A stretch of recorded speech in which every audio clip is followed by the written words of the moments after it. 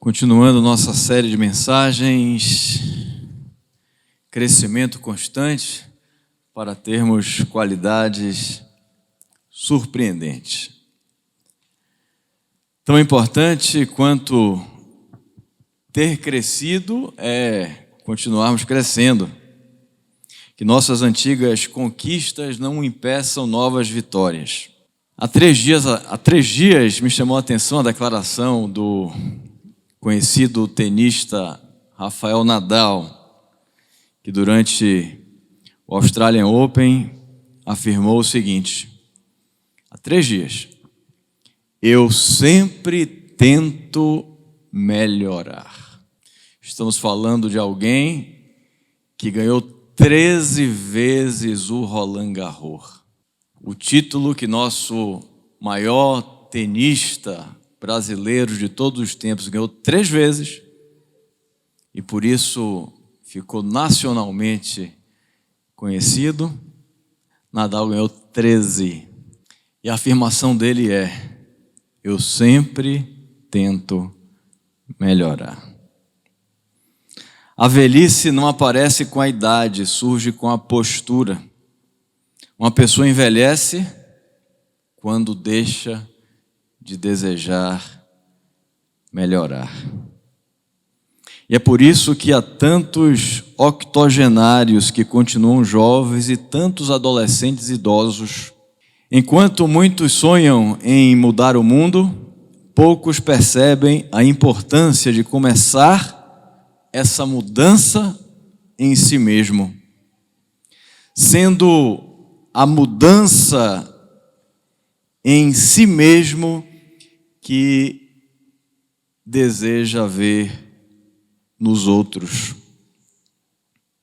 A gente às vezes tem essa arte de tentar ajeitar os defeitos alheios. A gente tem o hábito de tentar consertar as pessoas.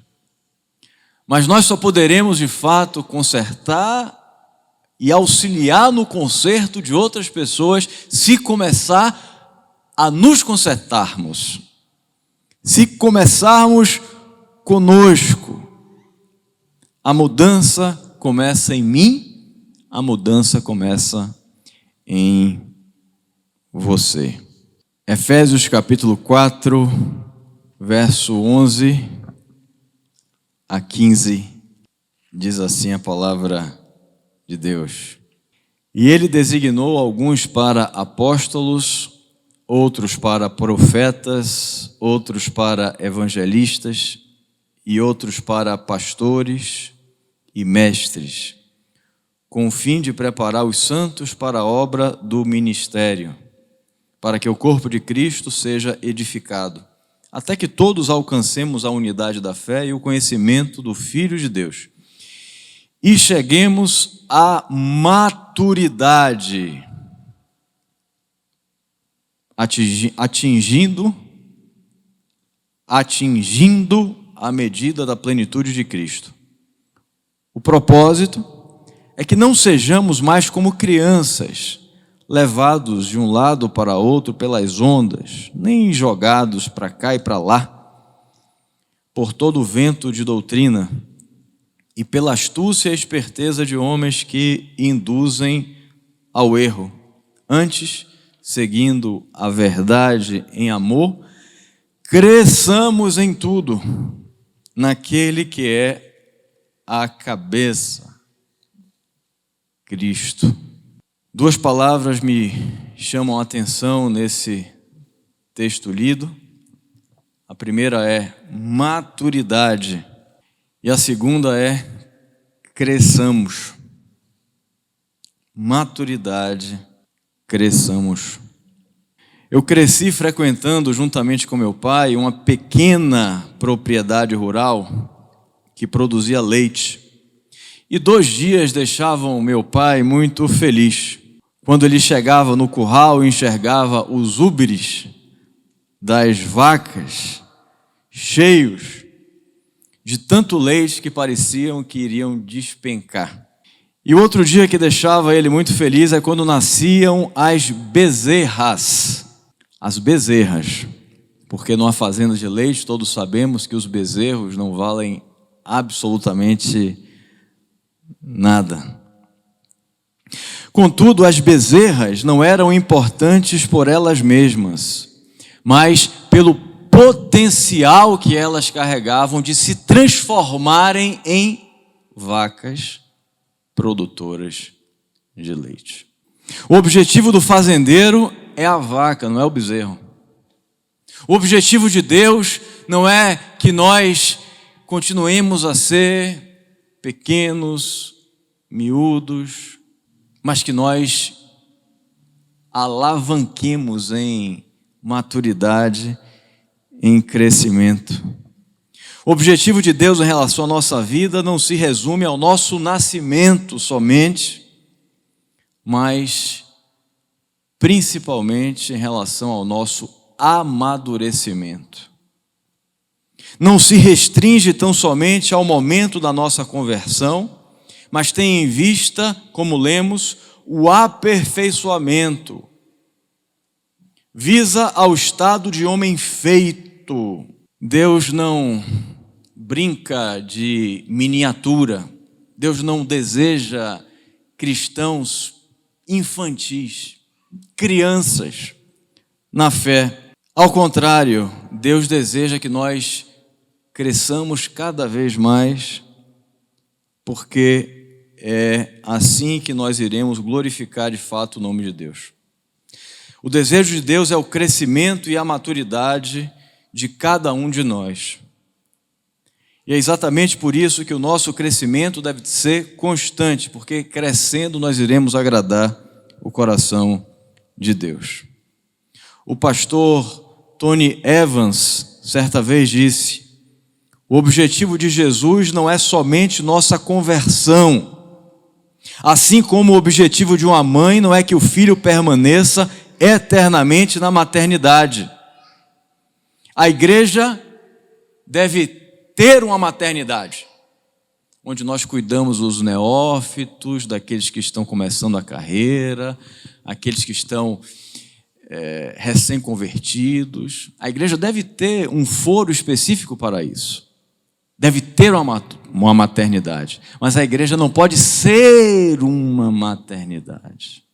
A igreja deve ter um ambiente em que os irmãos passam, recebem o leite, mas com vistas ao alimento sólido, a galgar novos aposentos. Eu fico imaginando se em um determinado hospital, na maternidade, Sérgio, nós passássemos ali e víssemos homens feitos como eu e você, deitados ali, recebendo mamadeira, leitinho, estando ali na incubadora. Ia nos chamar a atenção isso. E certamente Deus, às vezes, pode olhar para determinados ambientes, determinadas comunidades cristãs e ficar espantado de ver adultos deitados em berços. O desejo de Deus não é isso. O desejo de Deus é que nós passemos pelos berços, mas que venhamos a nos deitar em camas de verdade. 1 Coríntios capítulo 3, verso 1 a 5 diz assim: e Paulo, ele teve que tratar acidamente daqueles cristãos infantis da igreja de Corinto. E Paulo, na sua carta aos Coríntios, ele traz palavras que são realmente duras e ásperas para aqueles irmãos. Ele diz assim: irmãos, 1 Coríntios 3, 1 a 5, irmãos, não lhes pude falar como a espirituais, mas como a carnais, como a crianças em Cristo. Dei-lhes leite e não alimento sólido, pois vocês não estavam em condições de recebê-lo. De fato, vocês ainda não estão em condições, porque ainda são carnais. Porque, visto que há inveja e divisão entre vocês, Não estão sendo carnais e agindo como mundanos. Palavra dura, hein, irmãos? Pois quando alguém diz, eu sou de Paulo, e outro, eu sou de Apolo, não estão sendo mundanos? Afinal de contas, quem é Apolo? Quem é Paulo? Apenas servos, por meio dos quais vocês vieram a crer, conforme o ministério que o Senhor atribuiu a cada um. Interessante que o apóstolo Paulo, nesse texto, relaciona a imaturidade, a carnalidade, ao aspecto relacional entre os irmãos, listando duas ações malignas, carnais, que não são espirituais. E essa lista tem a ver com relacionamento, tem a ver com interação entre os sujeitos, tem a ver com relacionamento entre os cristãos. E nós, como igreja de Jesus, devemos estar sempre atentos também, para não incorrermos também no futuro em algum desses defeitos, em alguns desses erros.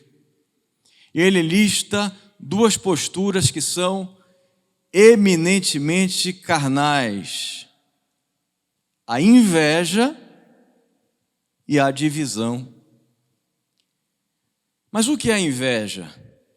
Inveja é quando ficamos chateados, quando ficamos doídos com o sucesso de outra pessoa. É não se comprazer, é não se alegrar com a vitória do outro. É não se comprazer, e essa palavra comprazer tem a ver com o sentir prazer junto. O desafio cristão é amar ao próximo como nós nos amamos a nós mesmos, não é verdade? E se nós amamos o outro como nós nos amamos, nós iremos nos alegrar com o seu sucesso, nós iremos estar contente quando ele alcança uma vitória, quando recebe aplausos, quando é louvado. Nós, de alguma forma, indiretamente também o somos nesse momento, porque nós somos um com Ele. Nós devemos olhar para o outro com esse olhar de parceria, com esse olhar de família. Ninguém fica chateado quando o filho alcança sucesso, quando o pai é bem-sucedido, quando a esposa é louvada. Nós nos alegramos com a alegria deles. E é esse o desafio da igreja. Ser uma família de verdade, amados. Ser uma família de verdade, não uma família somente que cabe somente no discurso. Como já foi falado aqui nessa noite. O louvor deve provir do mais profundo do nosso coração. Não pode ser somente palavras a esmo, palavras ao léu, palavras sem sentido, palavras apenas, palavras pequenas. Não. Nós devemos pedir que Deus transforme o nosso coração num coração altruísta, não um coração egoísta. O egoísta, ele idolatra a si mesmo. Aquele que inveja, ele tem a si no trono e por isso não consegue se deslumbrar com o sucesso alheio. E nós precisamos pedir a Deus que nos dê essa capacidade de nos alegrarmos com os nossos irmãos. Aquele que inveja desrespeita o que não lhe diz respeito, rebaixa o que não lhe coloca para cima. E o outro ponto que o apóstolo Paulo ele denuncia também no texto que nós lemos, tem a ver com o espírito de divisão, que é a parte mais diabólica da vida. O diabo iniciou o procedimento e doutrinou os descendentes de Adão. A divisão começa quando construímos o discurso do nós contra eles. A divisão começa no semear da discórdia, na língua de intriga. Em vez de nós construirmos muros ao redor da nossa família, nós o construímos dentro dela. E o desafio meu e seu é pegarmos o martelo na mão e avançar sobre esses muros internos e derrubá-los todos e tornarmos um como Neemias, construindo muros ao redor e nos colocando ali internamente, unidos, entrelaçados, de mãos dadas, sem divisão, mas vivendo uma dinâmica de comunidade, de união. Esse é o nosso desafio. A comunidade de Corinto era uma comunidade das paredes internas. E essas paredes internas geralmente são construídas por interesses mundanos, carnais, egoístas, pequenos e mesquinhos. E essa comunidade de Corinto, nessa área específica, não pode ser padrão para as nossas vidas, nem para a vida dessa igreja, cujo valor primeiro inscrito no mural é unidade. Unidade. A palavra de Deus nos ensina que Ele se alegra quando nós vivemos em comunhão, que Ele se compraz quando nós nos regozijamos com o bem do outro, quando nós estamos de fato preocupados com que o outro seja realmente feliz e nos deslumbramos com o seu sucesso. Maturidade, escreva, talvez não com lápis ou caneta, mas escreva no cérebro. Maturidade é ver todas as coisas como Deus enxerga. Isso é maturidade. É ver tudo sob a perspectiva de Deus. É ver tudo sob a perspectiva de Deus. É ver tudo sob a perspectiva de Deus. Isso é maturidade. Imaturidade é ver como vemos. É o ver recheado e banhado de carnalidade. É o ver temperado de egoísmo. É o ver egocêntrico. É o ver com os nossos próprios defeitos visuais. Mas precisamos, irmãos, tomar os óculos do Espírito e colocar em nosso rosto, a fim de que a imagem embaçada da carne possa estar focada pelo Espírito e possa ser clara de acordo com a visão de Deus.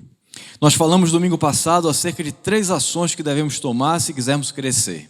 A primeira, os irmãos se lembram? A primeira é intenção.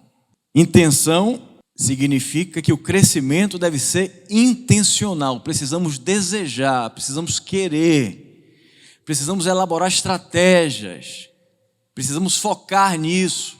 Intenção. Você quer crescer? Eu quero crescer. Eu quero crescer. Eu tenho a intenção de crescer. E a minha intenção de crescer, muitas vezes, vai contrariar meus próprios interesses.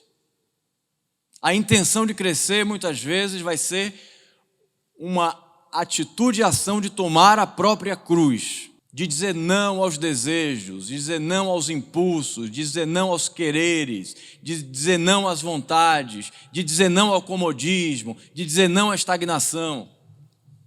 Intenção de crescer, pagar o preço por isso. Sem esforço não há vitória. Intenção. Falamos também que devemos ter, além de intenção, devemos ter atenção. E atenção é a ação de olharmos para as nossas infantilidades espirituais, de estarmos sensíveis aos nossos erros e defeitos, de maneira concentrada, vigiando para não repeti-los. Isso é atenção. Atenção. Eu tenho essas tendências, eu tenho esses problemas, eu tenho essas limitações, então eu vou focar para tentar melhorar. Intenção e atenção. Depois precisamos ter paciência, porque as mudanças não são imediatas nem incontinentes, as mudanças às vezes requerem tempo, segundos, minutos, horas para acontecerem. Ninguém começa a fazer uma dieta hoje e emagrece amanhã todos os quilinhos que gostaria de perder. Há um processo, há um tempo, paciência. Hoje nós gostaríamos de conversar com vocês sobre mais 3 pontos necessários para o crescimento. E um desses pontos é termos as raízes bem profundas. Raízes certas e profundas para crescermos. Raízes certas e profundas para crescermos. Certa vez eu plantei uma árvore que poucos irmãos devem conhecer, mas minha irmã querida Georgina e Jackson certamente conhecem, que é uma semente de mangaba. E a mangabeira, ela tem uma característica interessante, que a raiz dela desce a uma profundidade de quase 20 a 30 metros. É uma plantinha relativamente pequena, cresce 3,5 metros, mas a raiz vai lá embaixo. Quando eu fui começar a plantação, um trabalhador vizinho me chamou a atenção e disse: olha, você está plantando essa árvore, mas saiba que pode te dar problema depois, porque ela vai se aprofundando e pode até invadir a sua casa. A casa está distante, mas a raiz é profunda. E depois, se você quiser cortar a mangabeira, vai ser uma luta, porque para destocar é um problema, porque ela está bem enraizada. E ela consegue prosperar mesmo nos climas mais áridos e secos, porque a raiz está profunda. E quando a nossa raiz ela está profunda, nós podemos passar pelas provações, pelas dificuldades, pelas lutas, pelos problemas, mas não vai faltar hidratação para as nossas vidas, porque nós conseguimos ir mais baixo, para sugar a água do Espírito. Romanos capítulo 8, verso 16 a 18 diz assim: E se as primícias são santas, também a massa o é. Se a raiz é santa, também os ramos o são. E se alguns dos ramos foram quebrados, e tu, sendo zambujeiro, foste enxertado em lugar deles, e feito participante da raiz e da seiva da oliveira, não te glorie contra os ramos, e se contra eles te gloriares, não és tu que sustentas a raiz, mas a raiz a ti. Se a raiz é santa, também os ramos o são. A raiz é o fundamento da planta, é o coração de sua existência, a parte mais importante. Quando um lavrador deseja abolir determinado vegetal, determinado mato, determinada erva daninha, ele o faz não por cima, mas ele arranca a raiz, para que a planta não surja mais, porque é a parte fundamental. Se Cristo for a nossa raiz, o fundamento das nossas vidas, toda a nossa vida deve girar em torno do seu fundamento. Se Cristo for a raiz das nossas vidas, a seiva que há em nós, vinda da raiz, deve ter a cara de Jesus. Toda a nossa vida deve girar de acordo com as prioridades dele. Se recebemos a seiva da raiz, a planta que somos nós deve ter a cara da raiz. Deve ter o cheiro da raiz. Deve ter a essência da raiz. Será que nós temos a essência de Jesus? Será que a nossa raiz está nele? Ou nós temos nossas próprias raízes, nossos próprios fundamentos, nossos próprios basilares? Se estamos fundamentados em Cristo, o mais importante é aquilo que é mais importante para Ele. A prioridade deixa de ser eu para ser Ele. A prioridade deixa de ser o meu para ser o dele. Quem tem sido a nossa raiz? Onde nós temos fundamentado nossas vidas? Qual é a seiva que é em nós? É a nossa raiz pessoal? Nós vivemos de acordo com nossas próprias fundamentações ou sobre a fundamentação de Jesus? Nós temos duas possibilidades: termos a raiz em nós mesmos ou termos as nossas raízes em Jesus. Quem tem a raiz em Jesus cresce de maneira saudável. Não falta nunca alimento, não falta nunca líquido, água, porque é Jesus que está nos fundamentando. Ele é a raiz. Termos a raiz certa é o primeiro ponto, a primeira necessidade. O segundo ponto: muitas vezes para crescermos nós precisamos diminuir. E esse é um paradoxo interessante. Como podemos crescer se devemos diminuir? Isso porque nem todo crescimento traz qualidades surpreendentes aos olhos de Deus. Muitas vezes, menos é mais. Nós devemos crescer, mas nas áreas corretas, e não crescer nas áreas incorretas. O que é que adianta nós crescermos em egoísmo? O que é que adianta nós crescermos em corrupção? O que é que adianta nós crescermos em pecado? O que é que adianta nós crescermos em áreas que não são aquelas adequadas? O crescimento de células cancerígenas não é virtuoso. Há uma diminuição que é sinônimo de crescimento. É a diminuição de nós mesmos. É a minha diminuição. É exatamente por isso que a Bíblia ensina que João Batista, e essa é a pedagogia de João, quando ele diz: é necessário que ele cresça e que eu diminua. A palavra no grego é ego elató, que quer dizer, no estrito rigor, eu menos. Eu menos. Eu menos. Quais são seus sonhos? Seu sonho deve ser eu menos. Quais são seus projetos? Seu projeto deve ser eu menos. Qual é o seu objetivo da vida? Seu objetivo da vida deve ser eu menos, para ser Deus mais, para ser mais de Deus, para ser aquilo que importa a Deus, para ser os sonhos de Deus para as nossas vidas. Eu menos e Ele mais. Esse é o nosso desafio. Quanto menos de mim houver em mim mesmo, mais de Cristo haverá. E mais de Cristo havendo, mais luz, mais vida, mais verdade, mais satisfação.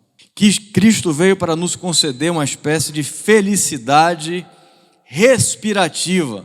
Sabe a felicidade respirativa? É aquela que você tem por si mesmo, tem por respirar. É uma felicidade que independe das suas conquistas. É uma felicidade que não tem a ver com o seu sucesso. É uma felicidade que não tem a ver com o seu sobrenome. É uma felicidade que não tem relação com o seu patrimônio. É uma felicidade que você não sonha em alcançar no futuro. É uma felicidade já, agora. Ela existe como um respirar. É isso que Jesus ali deseja. É o tipo de contentamento que basta o viver para nós termos. Em qualquer caminho, ela nos alcança, pois por onde quer que andemos, essa felicidade ela estará impregnada em nós. Ela dura para sempre. Seja feliz agora, meu irmão. Não deixe para depois. Menos, às vezes, é mais. Às vezes não falta casa. Às vezes não falta colchão, às vezes não falta dinheiro, às vezes o que falta é Deus no coração. Às vezes os bens são muitos, a comida é farta, a roupa é cara, mas a vida é pouca, porque não há felicidade respirativa. Porque a felicidade é sempre condicionada a alguma coisa futura, porque a felicidade é sempre aquilo que você não tem, porque a felicidade é sempre aquilo que você quer. Mas nós somos desafiados a termos a felicidade agora. E para isso precisamos diminuir. para que Jesus cresça em nossas vidas. Por fim, finalmente, já caminhando para o final, para crescermos nós precisamos ter bons relacionamentos. O ser humano, ele não cresce como um abacaxi ou como uma banana. O ser humano cresce como um cacho de uva. Ele cresce em comunidade. Ele cresce junto com outros. Ele cresce como um cacho de uva. Ele não cresce como laranja, como limão. Não, ele cresce em comunidade. E se você deseja crescer, se relacione diretamente ou indiretamente com pessoas que vão colocar você para cima. Teremos o tamanho de nossas companhias. Essa companhia pode ser física, pessoas com quem nós convivemos no cotidiano, e pode ser intelectual, pessoas que a gente observa por meio das suas vidas, leituras que fazemos, palestras que participamos. Essa companhia intelectual. Nós não crescemos distante dos relacionamentos. Não subestime o poder da companhia. Não subestime o poder da companhia. Sua companhia pode ser um direcionador do seu futuro. Esse ditado tem algumas reservas, mas ele é didático. Não tem um ditado que diz: com quem porcos anda, farelo come? E as escrituras parece que nos ensina algo parecido. Ensina que um pouco de fermento leveda a massa. Já percebeu que naquela cesta onde ficam as frutas em sua casa, quando há uma podre ali, de repente, se a gente não tomar cuidado, todas as outras frutas vão ficar podres também, porque vai contaminando as outras. É o fermento que leveda a massa. Gálatas 5, verso 8 a 9 diz assim: Quem vos convenceu a agir assim? Não procede daquele que vos chama. Sabeis que um pouco de fermento leveda toda a massa. Nós precisamos ter bons relacionamentos a fim de podermos crescermos de verdade. Nós crescemos em comunidade. Escolha bem sua companhia, escolha bem com quem você vai estar convivendo, porque a companhia tem uma força didática e pedagógica importantíssima. Você não imagina o bem que uma boa companhia pode fazer a você, mas você também não imagina o mal que uma má companhia pode trazer também para a sua vida. Que Deus esteja nos abençoando, fazendo com que nossa vida seja de crescimento constante, para nós termos qualidades surpreendentes.